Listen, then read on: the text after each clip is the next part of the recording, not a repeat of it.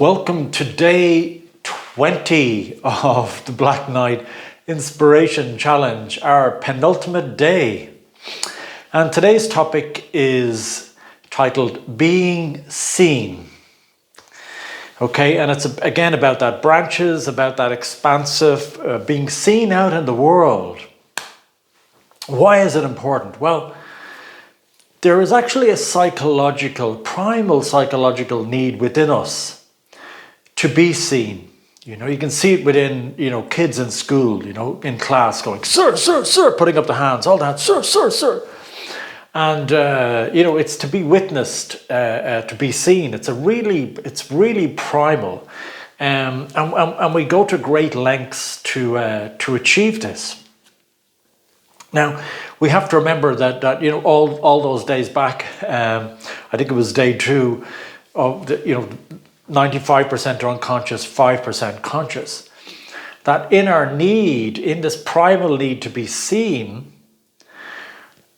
95% of what we do will be unconscious. We won't realize it. We're doing all these things to be seen, and it's really just that it's a need to feel we exist, that if the universe sees us, if we're seen by the universe, we exist as like a separate existence.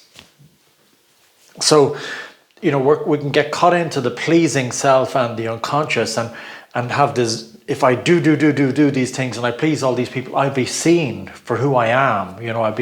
I can feel that I exist as a separate entity in the universe. So it's a really powerful need within ourselves. So we have to be very, very conscious of it, really conscious of it. And I would go so far as to say that I think, we can have a lot of mental health issues, anxiety, doubt, fear, that can be more existential in their source. In that, if we don't feel we exist, if we don't feel that we have a place in the universe, that the universe sees us, we can have this just not feeling ourselves, not feeling, the whole world becomes a big, place of anxiety. So I'm not saying there aren't mental health issues, but mental health issues, I do feel that we've lost that place in the cosmos, in the universe, that we've lost that the universe sees us, and that we have meaning in the world, meaning in what we do, and that happens when we're seen. So it's interesting, I was watching an interview with the musician Sting, and from the Police, and he said he was from a shipyard village in England. So at the end of his street, there were these huge ships that were being built, and then they'd be set out to sea. And it was part of the normal cycle that some member of royalty would come down and break a bottle of champagne onto bon voyage to the new ship. And as a tiny kid, he was standing at the side of the road of his street. Now, it's a very poor shipbuilding village. He was standing at the side of the road, and there was everybody was out to see who the member of the royalty was coming to break the bottle of champagne, and it was the Queen. And as the Queen passed in her car, for however it worked, he was at the side of the street. They managed to meet eyes. So he saw the Queen and the Queen saw him, and the two of them just locked eyes together. He remembers it. And that moment that he was seen by the Queen, he felt, I have a bigger purpose, bigger than the village. He felt that the universe, through the Queen, had seen him, and it just expanded him beyond his life in the village. So powerful, that happening. The other story that I have is of a friend of mine who was getting an award, an MBE, from the Queen in Buckingham Palace, and I was delighted to be invited along.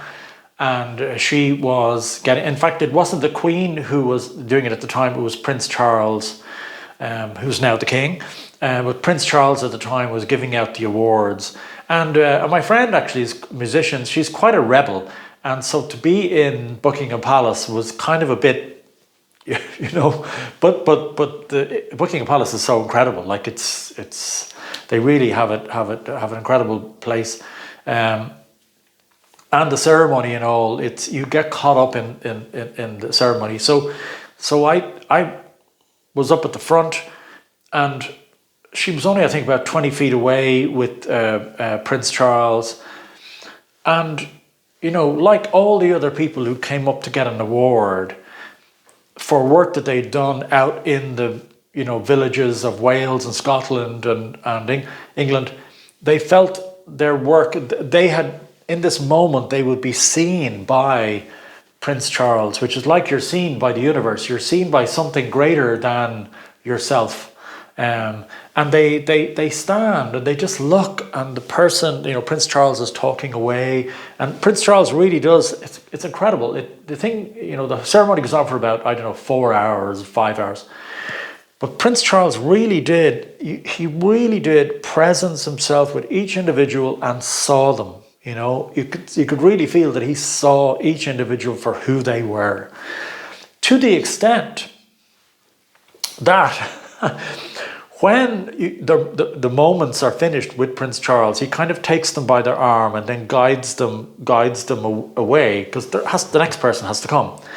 When they turn away from Prince Charles, Buckingham Palace has organised another person to kind of just take their hand and guide them, because once they've been seen by Prince Charles, they just lose all sense of where they are. It's like they've been lifted out of themselves, and then like they turn and they go, "Where am I? Where am I?"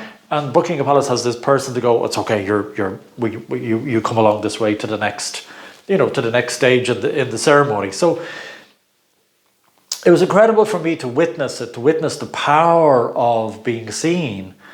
And even by my friend who's a rebel, just totally, you know, felt that process, you know, within her and all the other people. It is such a powerful thing, you know, within us. And so for ourselves, being seen, we can end up doing, you know, the whole red night. We can end up doing things, excuse me, to be seen. Whatever it is, getting awards or extreme sports, and look at me, you know, or on social media and all this doing to be seen. But actually, at its core, at its central core, what it is you're trying to be seen for who you are. You know, that's the big thing, because if you're seen for your false self, it actually has it doesn't matter, you know, you're seen, but you're seen like for this acting role. You're not really seen for the truth of who you are. And so it's very, very important that you need to be comfortable in yourself, a bit like what we covered yesterday, in the completeness of who you are, so that when you're seen for that just completeness. It's just you relax into who you are, and that's what people see. They don't see you for this doing of the pleasing self, because it doesn't count. That doesn't matter. It won't have any effect on you. You really need to be seen by the universe for who you are. Yeah. So if you're willing to let go of that false self and bear witness to yourself, you know, let go of that pleasing self, that do false self, and bear witness to the raw truth of who you are, then you can offer that transmission to others. You know, to be that, you know, person that they see. It's okay to be yourself. You know, you don't have to do. You know, and that's one thing I do in the village here. You know, to the young men, is to see them as who they are. You know, that's what's important to me. Not that they're doing something or whatever, but actually just as who they are. To witness them for who they are in themselves, the truth of who they are. And when we can do that, we have to be ourselves as well. You know, it's very important that the person who's witnessing is themselves and is present in the moment and complete in the moment to have that transmission, you know. So it's really incredible, especially at this expansion, at this branches stage of being seen, that we're very, very conscious of the dynamics and very, very conscious of what it means at its core. So I'm going to give you some journal prompts for tonight to tease this out. And it's a really important point before we go to tomorrow, day 21. Part of me can't believe, you know, that we're here, but we are 21 tomorrow. So looking forward to seeing you for that. Ciao, ciao for now.